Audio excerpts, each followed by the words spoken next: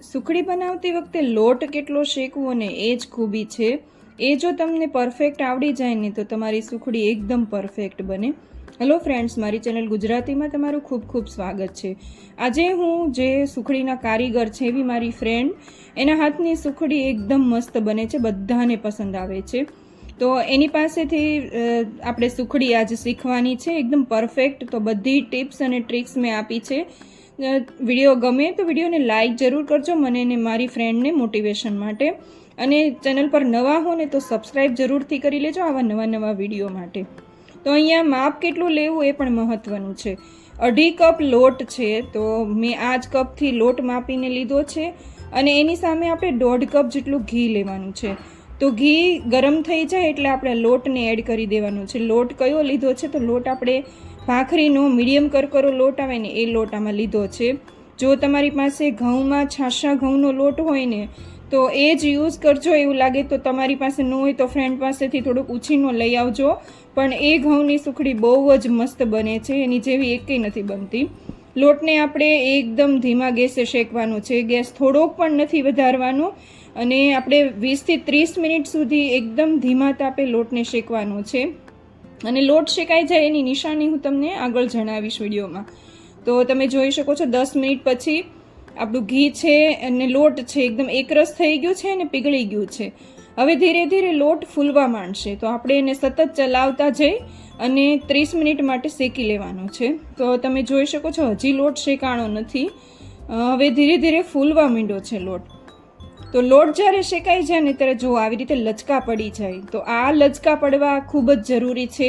આટલો લોટ શેકાશે ને ત્યારે તમારી સુખડી તમે જે ખાશો ને તો છેલ્લા ટાઈમે પણ એ બાઇટમાં તમને લોટ શેકાવાની સુગંધ સરસ આવશે. હવે અહીંયા ગુંદર નાખી દઉં છું. તો ગુંદર મેં આખો જ લીધો છે. તમને જો મોઢામાં ન ફાવતો હોય ગુંદર, છોકરાઓને ન ગમતો હોય તો એને મિક્સરમાં ફેરવીને પણ લઈ શકો છો. ધીમા ગેસ ઉપર ગુંદર એકદમ સારી રીતે શેકાઈ જાય ને ત્યાં સુધી, તળાઈ જાય ને ત્યાં સુધી આપણે એને શેકી લેવાનું છે. તો 2-3 મિનિટમાં જ ગુંદર સરસ રીતે ફૂલી જશે, એટલે તમને ખબર પડી જશે કે ગુંદર શેકાઈ ગયો છે. હવે એની અંદર ગોળ કેટલો લેવાનો છે? તો જેટલો લોટ હોય ને એનાથી અડધાથી 2 ગાંગડી વધારે એટલો આપણે ગોળ એમાં એડ કરવાનું છે.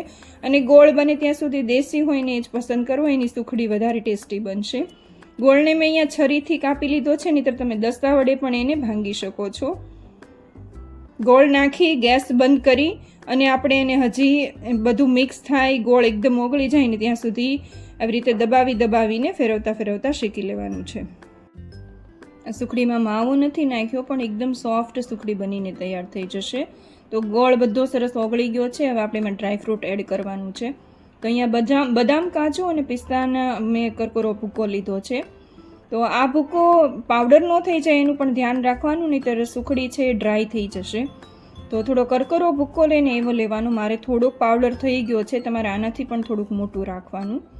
મિક્સ થઈ જાય એટલે એની અંદર 1 ટીસ્પૂન જેટલું અહીંયા સૂંઠનો પાવડર નાખ્યો છે ને 1 ટીસ્પૂન જેટલો અહીંયા પીપરી મૂળનો પાવડર એડ કર્યો છે. તમને જો પસંદ હોય તો એડ કરવાનો, એનાથી સુખડી છે પચવામાં હળવી થઈ જશે.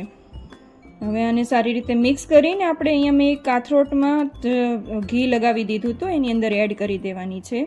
એક ક્લિપ મારાથી મિસ થઈ ગઈ છે, એના માટે સોરી. હવે આવી રીતના એને ચમચાથી જ તે આપણે થોડું સ્પ્રેડ કરી દેવાનું છે ને પછી આવી રીતે વાટકો લઈ વાટકાની પાછળ ઘી લગાવી અને એકદમ હળવા હાથે આપણે એને દબાવી દેવાનું છે. તો આ વાતનું પણ ધ્યાન રાખવાનું છે કે ભારે હાથથી નથી દબાવવાનું, હલકા હાથે દબાવવાનું છે એટલે સુખડી પણ સોફ્ટ રહે. અને પછી તરત જ એને કટ લગાવી દેવાના છે, જેવા તમારે પીસીસ જોતા હોય એવા.